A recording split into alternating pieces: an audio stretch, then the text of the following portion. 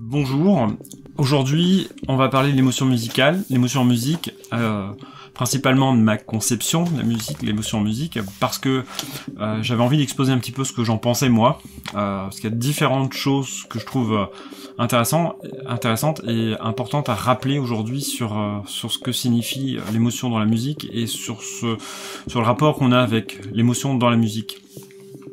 Et ça, c'était... Alors, je suis pas à partir de ce livre-là, mais je vous en parle quand même. C'est un livre que je n'ai pas encore lu, que je dois lire, mais qui est un livre paru aux éditions, aux presses universitaires de Rennes, il y a quelques années déjà, qui est un recueil d'articles. Je sais pas si c'est à l'occasion d'un colloque ou autre chose, mais en tout cas un recueil d'articles de plusieurs universitaires, et qui s'appelle La valeur de l'émotion musicale. Et son angle, c'est pas d'aller écrire sur l'émotion elle-même, mais surtout sur la perception, enfin sur la manière dont on a considéré la musique, l'émotion dans la musique, voilà, du point de vue esthétique, historique. Je vous lis tout simplement, enfin je vous cite simplement la quatrième de couverture.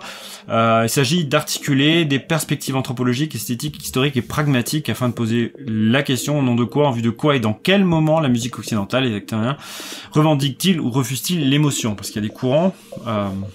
Moi, je pense évidemment à ce qui concerne ma thèse. Moi, je travaille sur un compositeur fictif qui est censé avoir créé le dodécaphonisme sériel. Et ce qu'on a reproché aussi au dodécaphonisme sériel, c'est de n'avoir, du point de vue émotionnel, pas de sens finalement, parce que il est très difficile à comprendre et parce que il ne génère pas des émotions figées, fixes, comme peut être la colère, peut être la tristesse. Quand on écoute une œuvre composée à partir d'une gamme à 12 tons, 12 notes, on est rarement triste, on est rarement en colère, on peut être en colère parce qu'on peut considérer que c'est une musique toute merdique, mais on n'est pas triste, on n'est pas en colère par rapport au contenu lui-même, en tout cas par rapport à la signification. Voilà, c'est plus complexe. Et bon, même si c'est pas le seul compositeur derrière ça, mais voilà, le nom qui est associé au dodécaphonisme, c'est Schoenberg, et lui, il avait une vision de l'émotion en musique. Alors, moi, je retranscris pas forcément bien sa pensée, parce que moi, c'est ce que j'en ai retenu, donc je m'égare peut-être. Donc, si certains parmi vous ont des corrections à faire à ce sujet, je suis toujours preneur. Hein, je suis pas borné, j'ai conscience de mes limites, mais toujours est-il que moi j'ai compris chez Schoenberg que c'est un compositeur qui, pour lui, l'émotion que retranscrivait la musique n'était pas une émotion la musique doit retranscrire le flux de l'émotion, parce que le flux de l'émotion est très complexe, et ça je crois que c'est quelque chose qu'on va retrouver aussi chez Bergson, qui n'est pas compositeur du tout, hein, mais qui a aussi étudié l'émotion, et pour qui l'émotion est quelque chose qui n'est absolument pas fixe, alors que nous, on fige une émotion, une musique est triste, elle est gaie, point, on s'arrête là. Voilà. C'est un peu plus subtil que ça quand même, mais n'empêche qu'on reste que... Pour moi, cette vision de dire une musique me fait pleurer, une musique me rend joyeux, etc., c'est une vision qui est très bercée par une forme de pathos que j'aime absolument pas.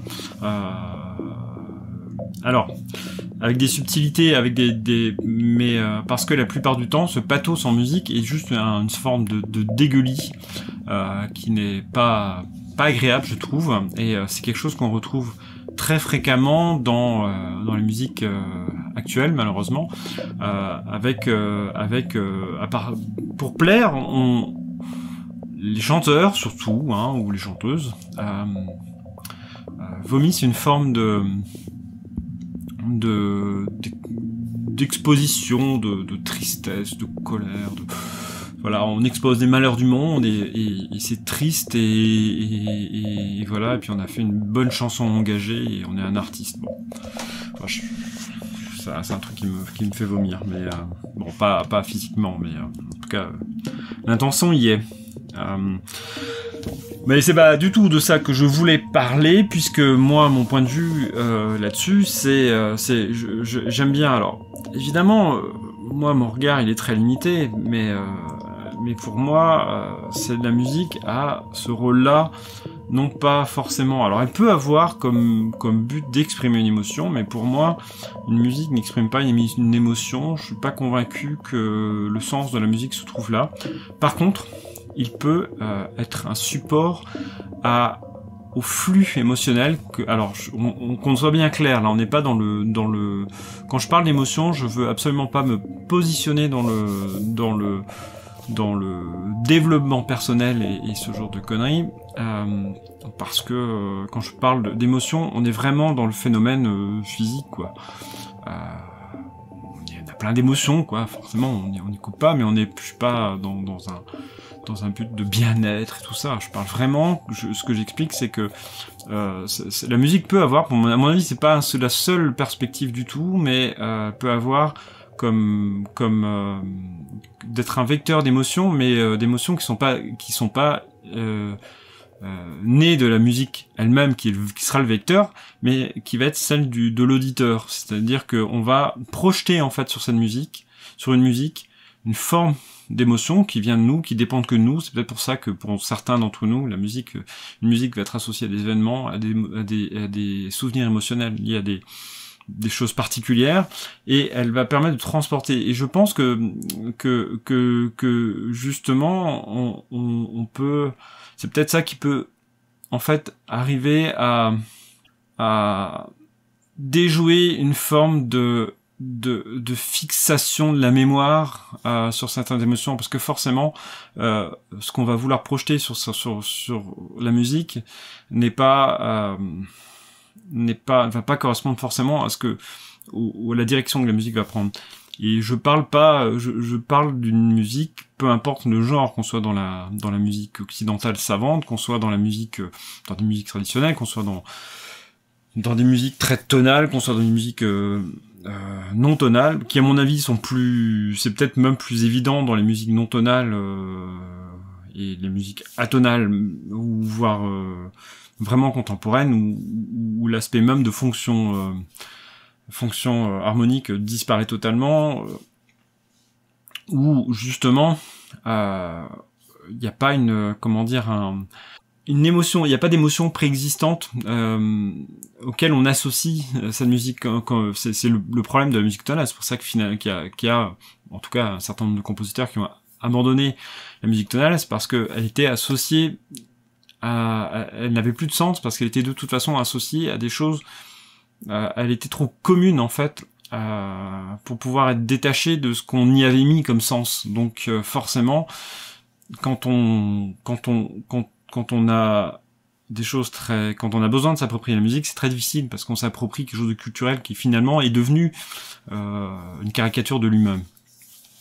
Donc voilà c'est pour ça que la musique vraiment non tonale est intéressante pour ça, parce qu'on s'attache pas à ça. Et pourtant je pense même que selon la diffusion des musiques non tonales, je pense à des œuvres qui sont maintenant de plus en plus accessibles.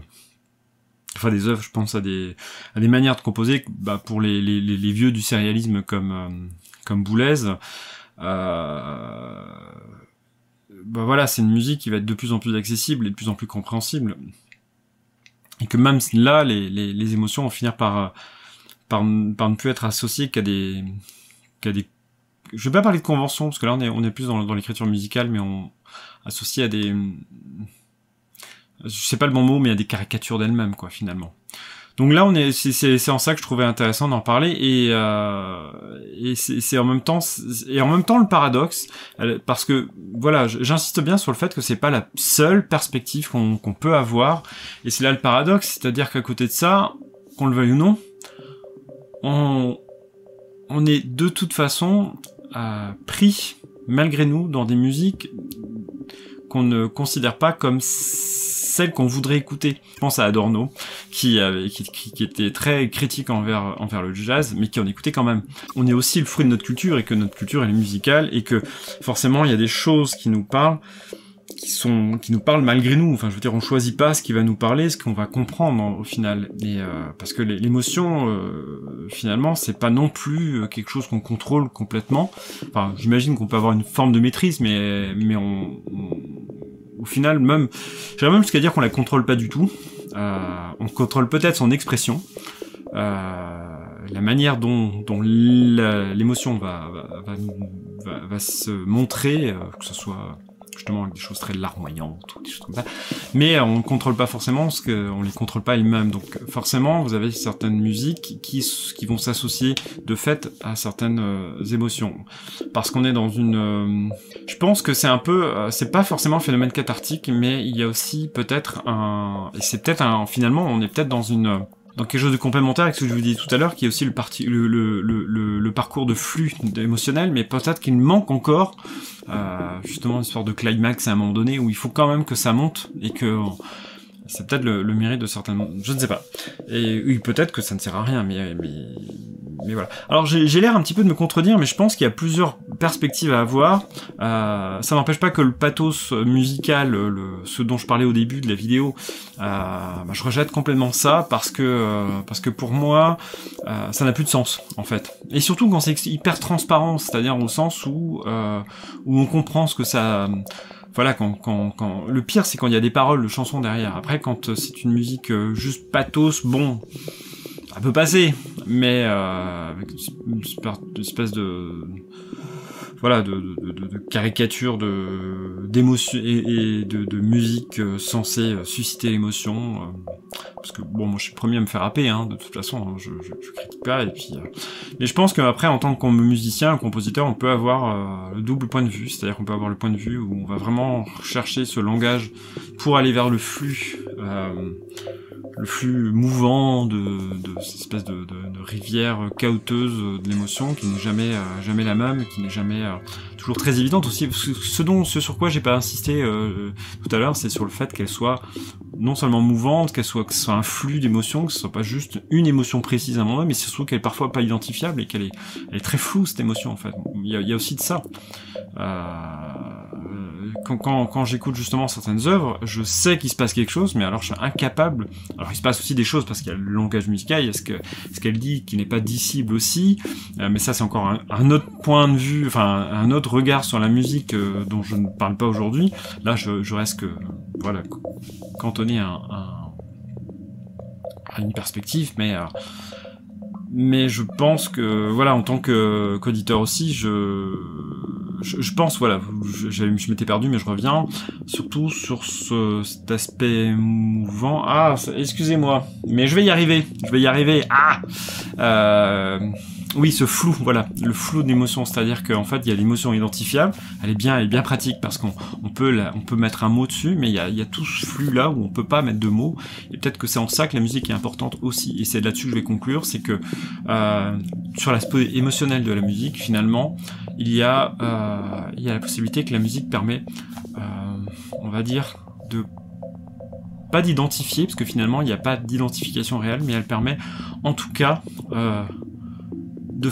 de mettre en lumière, voilà, tout un flux émotionnel auquel on n'a pas accès en dehors des grandes émotions caricaturales. C'est peut-être pour ça que finalement, s'il y a un paradoxe dans ce que je disais tout à l'heure, il y a aussi en même temps une sorte de non-contradiction dans le fait que on a un besoin peut-être d'aller chercher les émotions apparentes, parce qu'elles ont peut-être une vertu cathartique, j'en sais rien là-dessus, je sais pas le sujet de la vidéo, mais il y a peut-être aussi besoin des deux, il y a peut-être aussi derrière besoin d'aller chercher ce qui n'apparaît pas, peut-être besoin des deux, je ne sais pas.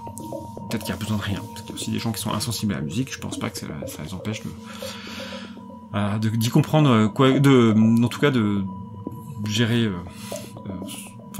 d'identifier, de comprendre le flux des émotions, etc. Voilà, et ben sur ce, je vous dis à une prochaine vidéo, on va peut-être reparler un peu plus de MAO, parce que là c'était un peu le moment philosophie de comptoir du jour. Alors je vous souhaite une bonne journée et on se dit à très bientôt. N'oubliez pas aussi que j'ai une page Patreon, excusez-moi, où vous pouvez me suivre et éventuellement donner 1 euro, 2, voire 3, voire 4, voire 12, etc. pour me soutenir, parce que c'est un travail de longue haleine, la musique, pas forcément. Voilà. Bref, c'est un travail de longue haleine et vous pouvez me soutenir. Puis n'oubliez pas aussi que je photographie les artistes. Voilà. Et ça se passe pas sur Patreon, ça se passe sur le lien qui est en dessous. Voilà, à bientôt.